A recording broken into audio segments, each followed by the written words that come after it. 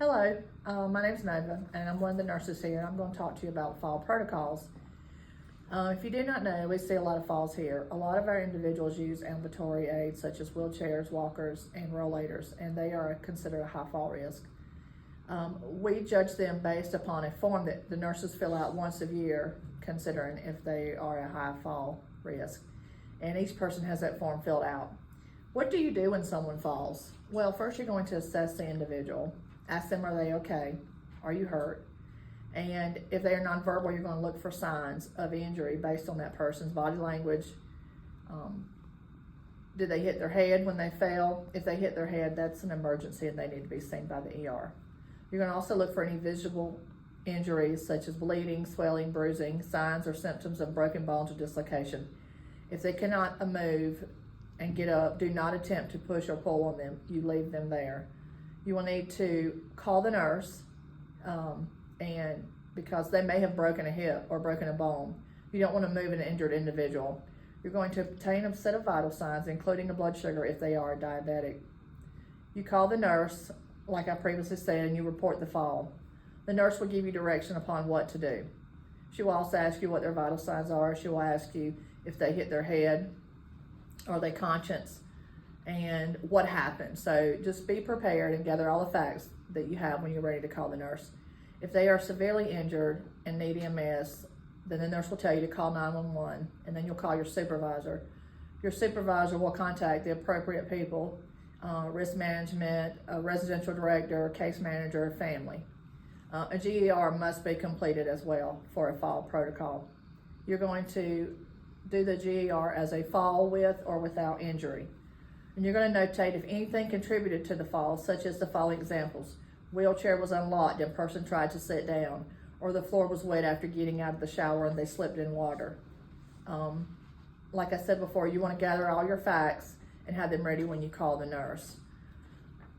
Falls can be very serious, and so we want to act accordingly and to prevent any kind of litigation down the road that we followed all policy and procedure when an individual falls. We have what's called a fall protocol packet that you will have in your home or resident. So you will complete, the person who witnessed the fall or discovered the fall will fill out the fall protocol sheet packet. And you're going to list the person's name, the date, when they fell, and where they fell. And then you're going to describe the conditions of the environment. If it was clear, lighting was good, if there was anything in the way. You're also going to answer the questions, was it an intentional fall? Were there behaviors, interventions in place to address if it was intentional? Was the fall related to behavior or was it intentional? And was the level of supervision and accountability in place during the time of the fall? You want to be truthful with these answers, and there's lines provided for you to explain yes and no's. Describe, was the fall a result of medical conditions such as a seizure? You want to document that.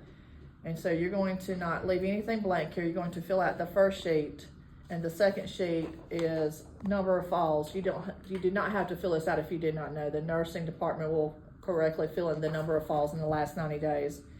There's also going to be a plan of correction, such as individual will use his walker when ambulating, and then the person responsible will be all staff and individual.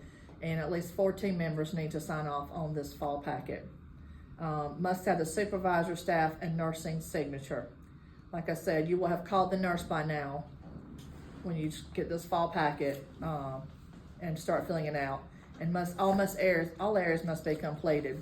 You also do an environmental round. Well, you're going to put your name here and where the place was, and you're going to check yes or no or not applicable if any of these things apply when you're examining the area after the fall. This is after the fall, what contributed to the fall. If something needs to be put in place, like a handrail or something, then you will address that here. And then at the bottom, you can make any notations about if the fall occurred outside of something normal, and that should be completed as well. Also, you have a vital sign sheet. The first set of vitals that you take when an individual falls, you're going to list in this first column. If they are diabetic, please take their blood sugar as well. And that's also documented there. And this sheet is filled out for the next several days at the beginning and ending of shift change, and the vital signs are documented. Like I said, just to recap, if an individual hits their head, they must be evaluated by a doctor at the ER. And because they could have a brain bleed, they could have a concussion, they could end up having an aneurysm. I mean, they could have a stroke. All kinds of things could, be determined, so they need further testing. And individuals must have a follow-up appointment with their primary care after a fall, but nursing will take care of that. As a DSP, your responsibility is to report the fall, complete the fall packet, and monitor their vital signs. And always call a nurse. There's also one other form here. This is the Briggs form that I was telling you about that the individuals have completed. This is completed by the nurse, so you can leave this one blank. And I hope I covered everything in this area. If you have any questions, please feel free to reach out to any of your nurses. Thank you.